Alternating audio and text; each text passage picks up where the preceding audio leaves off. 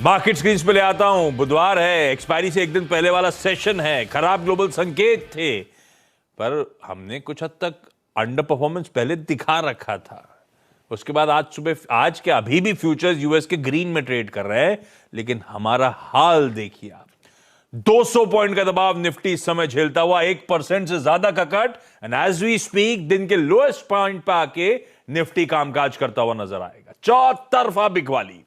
सिर्फ एक pharma as an index green में नजर आ रहा होगा मुझे, अदरवाइज सारी सेक्टोरल पॉकेट्स दबाव में। दबाव को कोई मेटल, बैंक्स में भी फिर से सरकारी बैंक्स खास तौर पे सब लीड कर रहे हैं। वो तो आईटी, अगर ग्लोबल संकेत ही रीजंस थे तो सबसे ज्यादा पिटा कल आईटी था। नैस्डैक यूएस में आईटी को लेकर डर था, पर हो सकता है आईटी ने कुछ हद तक प्रीएम्प्ट कर लिया हो कल के अंडर परफॉर्मेंस में, और आईटी दरअसल अब धीरे धीरे करके लोअर लेवल से रिकवर करने की कोशिश कर रहा है।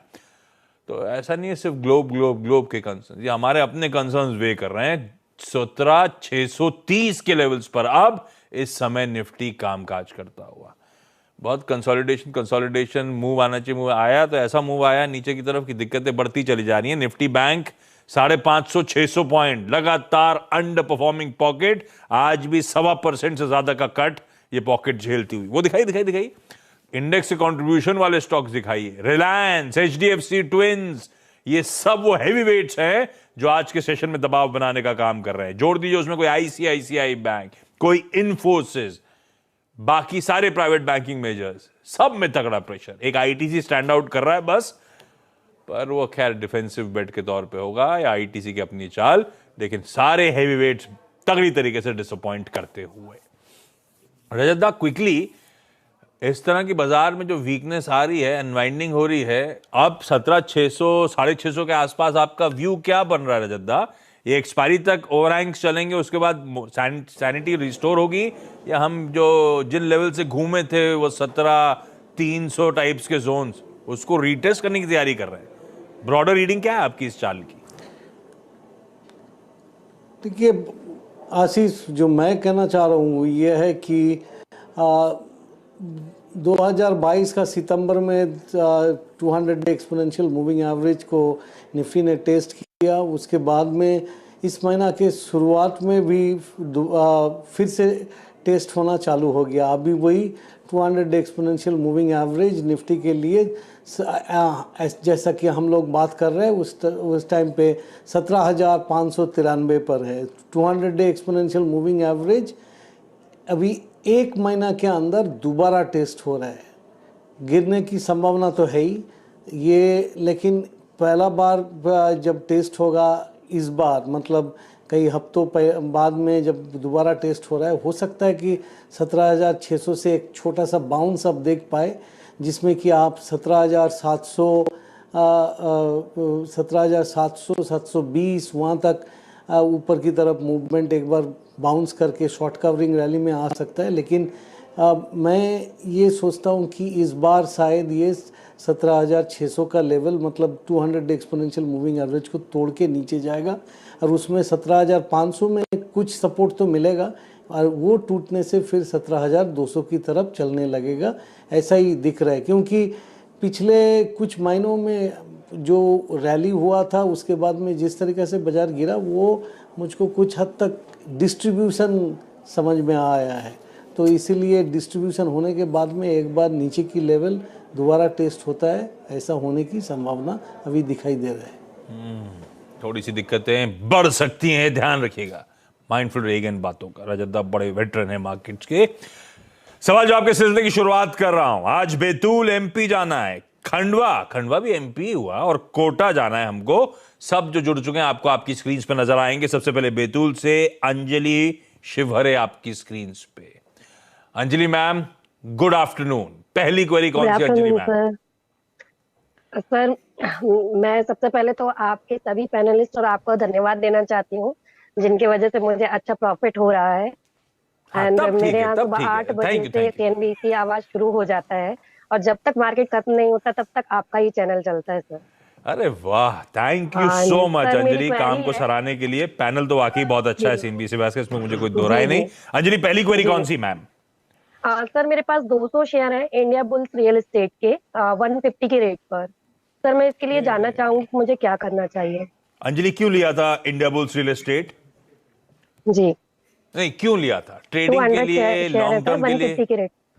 सर लॉन्ग टर्म के लिए मैं स्टॉप लॉस कैसे लगाया जाए ये जानना चाहती हूँ। लॉन्ग टर्म के लिए लिया था तो फंडामेंटल स्टडी करें कैसे, मतलब डिसाइड कैसे करा इंडिया बुल्स रियल एस्टेट?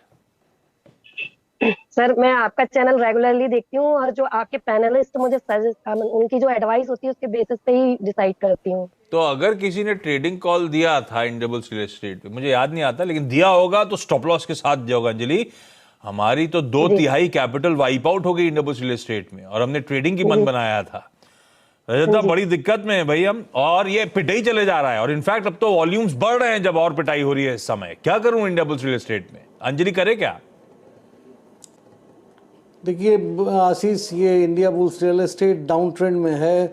72 की आंकड़ा जब तोड़ के ये नीचे चलना चालू किया तभी से ये इसका जो डाउन ट्रेंड है उसमें स्ट्रेंथ आ चुका है, और अभी भी कोई रिडीमिंग फीचर मतलब घूमने की कोई संकेत नहीं दिख रहा है। तो मेरे ख्याल से लॉस बुक करके निकल जाना चाहिए, क्योंकि बाजार अगर वीक होगा तो ये और भी नीचे जाएगा, ऐसा ही समझ में आ रहा है।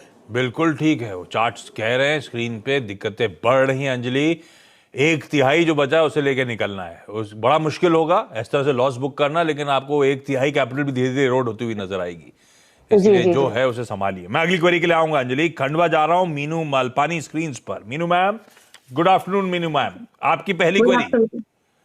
सर मेरे पास 2100 शेयर है प्रोजोन इनटू के, तो अभी मुझे उसमें लॉस हो रहा है, उसके लिए क्या करूं? प्रोजोन इनटू क्यों लिया था? लॉन्ग टर्म के लिए, ट्रेडिंग के लिए? लॉन्ग टर्म के लिए। भाई आइडिया कैसे आया?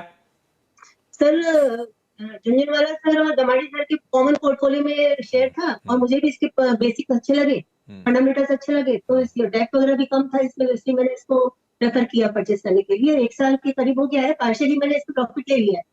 अच्छा, पार्शियल प्रॉफिट लिया था, अभी पोजीशन लॉस में है। आपने कुछ बेसिक स्टडी करी थी, सही कह रहे हो आप। राकेश झुंझुनवाला साहब की मेरे ख्याल से 2% के आसपास हिस्सेदारी अभी भी शेयर होल्डिंग पैटर्न में नजर आती है। देखने में धंधा ठीक लगता है, क्योंकि कई सारी जगह इनकी रियल एस्टेट, वो क्या कहते हैं, वो मॉल्स हैं और रेजिडेंशियल गेटेड कम्युनिटीज बना रहे हैं। लेकिन रजतदा, ये मेरे ख्याल से डिसअपॉइंटिंग रहा है ये स्टॉक, और ये इनकी लेवल से अभी 12 रुपए नीचे चल रहा है। स्मॉल माइक्रो कैप कंपनी है। क्या करूं मैं? लिया था लॉन्ग टर्म के लिए, कुछ कभी जमाने में प्रॉफिट बुक भी करा था, ऐसा नहीं है कि नहीं दिया, लेकिन आज तो दिक्कत में आ गया काफी ज्यादा। देखिए उनके हाथ में मेरे ख्याल से अभी जो संकेत है ये डाउन ट्रेंड कंटिन्यू होने की संकेत दे रहा है, क्योंकि इसका 200 डे 26 पे था, 200 डे एक्सपोनेंशियल मूविंग एवरेज, उसको तोड़ के अभी नीचे जा रहा है, बड़ी बड़ी ब्लैक कैंडल से नीचे जा रहा है। और मूविंग एवरेज जो छोटी अवधि का मूविंग एवरेज है उसमें भी डेड क्रॉस दिखा गया है, तो ये नीचे जाएगा। अभी उन्होंने 23 पे निकल जाए या 20 का सपोर्ट तोड़ता है कि नहीं तोड़ता है वो देख के निकल जाए, वो उन्हीं का डिसीजन होगा। बट मेरे ख्याल से लॉन्ग टर्म में ये सब माइक्रो कैप कंपनी में कभी दिलचस्पी मत रखिए। एक चीज़ देख लीजिए, स्क्रीनर फ्री है, उसमें जाके जो काउंटर 40% 30% रेगुलर बेसिस पे रिटर्न ऑन कैपिटल एम्प्लॉयड देता है, उसी कंपनी ब्लू चिप ही होगा, और उसी ब्लू चिप में आप निवेश करेंगे, कभी नीचे जाए तो भी रख दीजिए, वो लंबी अवधि में आपको पैसा देके ही जाता है। और इसी में आपको पैसा एक में मिलेगा, बाकी 19-20 के अंदर 19 में आपको पैसा नुकसान करके जाएगा। तो इसलिए ये इसमें रुचि रखिए ही मत। देखिए, रियल एस्टेट एक्सपोजर के लिए हमने इंडिया बुल्स रियल एस्टेट चुना, हमने प्रोजोन इनटू प्रॉपर्टीज चुना, हमने वो दिग्गजों में रियल एस्टेट की नजर भी नहीं डाली, वो गलत था। कोई और बेहतर कंपनी, रियल एस्टेट तो वैसे भी आमतौर पे कहा जाता है रिटेल के लिए है नहीं, लेकिन फिर भी अगर रहना था तो बहुत सिलेक्टेड फ्यू हैं, ऊपर की 2-3 कंपनियां, उनमें से एक चुनना चाहिए था। हम कहाँ प्रोजोन में आ गए, एक माइक्रो कैप में आ गए। मैम, मौका देखिए, डिसाइड आपको करना है। 20 के स्टॉप के बाद ट्रिगर होगा तो एग्जिट करोगे, या 23 के आसपास ही निकलना है, लेकिन मन निकलने का बनाना है, वो कॉल आपका, आपको निकलना कब है। कोटा से Nikita ma'am. Nikita ji, good afternoon ma'am.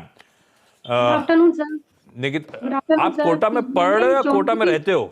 मतलब हमेशा तो कोटा में रहते हो या कोटा में पढ़ने गए हो? नहीं, कोटा में ही रहती हूँ। अच्छा, कैसे चल रहे हैं वहां पे कोचिंग क्लासेस? वो अगली सीरीज कब आने वाली, पता चला क्या? कोटा फैक्ट्री 3 सीजन छोड़ दो आप। 2 महीने बाद। 2 महीने बाद आ रहा है पक्का? हेलो, 2 महीने बाद आ रहा है पक्का? आवाज नहीं जा रही डायरेक्टर साहब। आप तो सवाल पूछो निकिता मैम, पहला सवाल कौन सा? सर मेरे पास जोमेटो के शेयर हैं 70 रेट के हिसाब से 800 शेयर हैं और स्पाइस एक मिनट, एक 70 पे 560 शेयर है। क्यों लिया था जोमेटो निकिता मैम? लंबी अवधि के लिए या उस टाइम पे तेजी आ रही थी ले लिया, ऐसा था? हाँ यस सर, तेजी आ रही थी, रेट कम थी और इन्वेस्ट के हिसाब से। भाई इन्वेस्टमेंट के हिसाब से लिया था। खैर जोमेटो ठीक है। हाँ, कई हम रिटेल इवन कई जानकार सब अलग अलग स्तरों पे फंसे ही हुए हैं सारी न्यू एज कंपनीज में। जोमेटो रजतदा जब करेक्ट हुआ था तो कईयों को अच्छा लगने लगा था जिन लेवल्स पे था। ये आईपीओ के प्राइस के आसपास वापस आया, उन लेवल्स पे खरीदा मैंने, लेवल तो अच्छे थे। लेकिन जोमेटो को लेकर बड़ा कंफ्यूजन है। फंडामेंटल एनालिस्ट को ब्राइट प्रोस्पेक्ट नजर आते हैं पर वैल्यूएशन कोई कर नहीं पा रहा है। सबको पार्ट टू प्रॉफिटेबिलिटी के लिए कंफ्यूजन है। तो इसको बेहतर है कि टेक्निकली समझ लूं आपसे, जोमेटो क्या करा जाए भाई? 70 की खरीद लॉन्ग टर्म के लिए 16.5 रुपए नीचे। देखिए 66 में 200 डे एक्सपोनेंशियल मूविंग एवरेज है, अगर वो पार करके दोबारा उसके ऊपर सस्टेन कर पाए तो इसमें लंबी अवधि में आप रुपया बनाएंगे, मतलब नाफा दिखेंगे। बट एक छोटी सी टिप्पणी यहाँ पे, ये जोमेटो जो है अमेरिका में डोर डैश बोल के कंपनी था, वो भी इसी की तरह चलता था और उसका शुरू में बहुत सालों में नुकसान हुआ था, बट फाइनली वो जाके किसी बड़ी कंपनी ने उसको खरीद लिया। ऐसा कुछ घटना अगर आगे जाके होता है तो आप पैसा बनाएंगे, नहीं तो इसका अभी ये कब प्रॉफिटेबल होगा ये बोलना थोड़ा मुश्किल है। बट अगर ये आपका रिस्क एपेटाइट के ऊपर निर्भर करता है। अगर आपने रिस्क लेके इसमें बैठा रहेंगे तो शायद पैसा बन सकता है। अगर कोई आए, कोई इसमें ज़बरदस्त रूप से निवेश करे, कोई बड़ा कंपनी इसको ले ले, एक्वायर कर ले, तब पैसा बन सकता है। फिलहाल छोटी अवधि में कुछ पैसा बनेगा ऐसा उम्मीद कम रखिए। क्विकली एक एक सवाल और ले लेता हूं। निकिता आप ही शुरू कर दो। अगला सवाल कौन सा बोल रहे थे आप? स्पाइस जेट के 1000 शेयर है 52 रुपए के हिसाब से। जोमेटो स्पाइस जेट, ये भी लॉन्ग टर्म में लिया क्या निकिता आपने?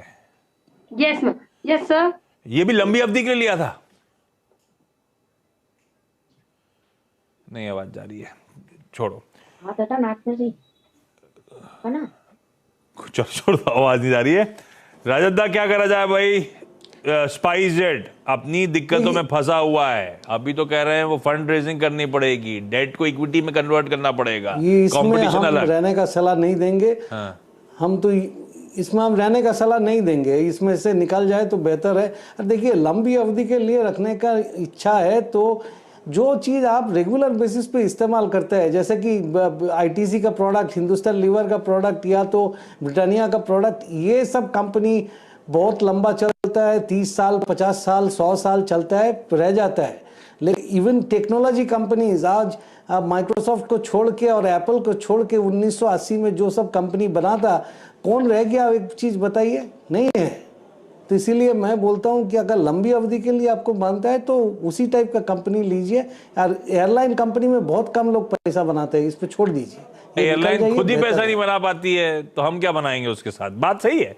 और ये हाँ, ये निकिता जो आप प्रोडक्ट इस्तेमाल करते हो, जो प्रोडक्ट कंज्यूम करते हो, जो दिखता है रोज घर पे लाते हो, उस तरह किसी कंपनी में दाव लगाओ, ज्यादा बेहतर है। लंबी अवधि के लिए अगर दाव लगा रहे हो आप तो। अच्छा अंजलि मैम, अगला सवाल कौन सा था आपका? सर मैं लॉन्ग टर्म पर लिए गए जो शेयर्स हैं उस पे स्टॉप लॉस कैसे लगाना चाहिए ये जानना चाहूंगी। भाई लंबी अवधि के स्टॉक्स में रजतदा आप भी अपने पोर्टफोलियो पिक्स में स्टॉप लॉस लगा के रखते हो क्या? और लगाते हो तो अगर तो फिर कैसे डिफाइन करते हो, कैसे अंदाजा लगाते हो? ये लंबा चौड़ा सवाल हो सकता है लेकिन आपके पास सिर्फ 30 सेकंड है। देखिए 30 सेकंड के अंदर मैं ये कह सकता हूँ कि अगर आपने प्योर टेक्निकल बायर है, टेक्निकल प्लेयर है तो 200 डे एक्सपोनेंशियल मूविंग एवरेज या तो 200 week exponential moving average use करिए, वो कर सकते हैं।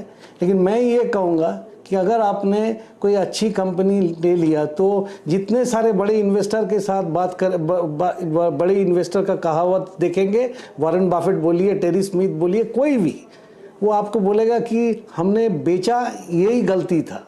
अच्छी company you should be with you forever. वो डिप मारने से भी आप दोबारा लीजिए, उसको छोड़िए मत।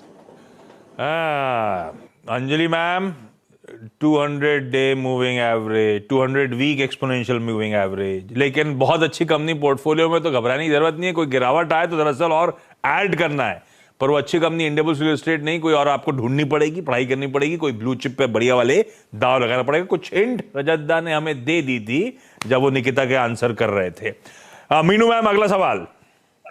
सर मेरे पास एसबीआई कार्ड के 180 शेयर्स है, 1016 रुपीस के पर शेयर के उससे, तो उसमें क्या करना है? लॉन्ग टर्म के लिए लिया था मैम? बस 1 साल से ज्यादा हो गया है। एक साल लॉन्ग टर्म वाला मामला। हाँ नहीं, कंपनी अच्छी लगती है सबको, लेकिन इस समय बड़े चैलेंजेस हैं, मार्जिन्स पे दबाव है, ब्याज दरें बढ़ रही हैं, ऑपरेटिंग प्रॉफिटेबिलिटी डिक्रीज हो रही है रजतदा। लेकिन फंडामेंटली तो सब मानते हैं ये 4 डिजिट वाला स्टॉक है। हजार के टारगेट में आए दिन ब्रोकरेज के देखता रहता हूं, पर हमारी खरीद वाली 1000 वाला भाव जो ब्रोकरेज दिखा रहे हैं आएगा आएगा, वो आता है नहीं। क्या करना है, रहना है या निकलना है? देखिए, ये अपना सपोर्ट के आसपास आ चुका है। अभी आप सपोर्ट तक देख लीजिए, 680 का लेवल अगर टूट जाता है तो आपको निकल जाना पड़ेगा, और नहीं तो यहाँ पे निकल जाइए, वो आपकी मर्जी। बट प्रॉब्लम यह है कि ये 760 के ऊपर गए बगैर इसमें ऊपर की तरफ मूवमेंट होगा, ऐसा उम्मीद बहुत ही कम है। तो अभी मार्केट थोड़ा वीक रहेगा, तो आपको ये झेलना पड़ेगा, या तो आप निकल जाइए, वो आपकी मर्जी। चलिए, इस नोट पर Anjali ma'am, Meenu ma'am, Nikita ji, thank you so much जुड़ने के लिए। Rajatda, thank you so much, बहुत बढ़िया तरीके से सारी क्वेरीज और मार्केट्स के बारे में समझाने के लिए।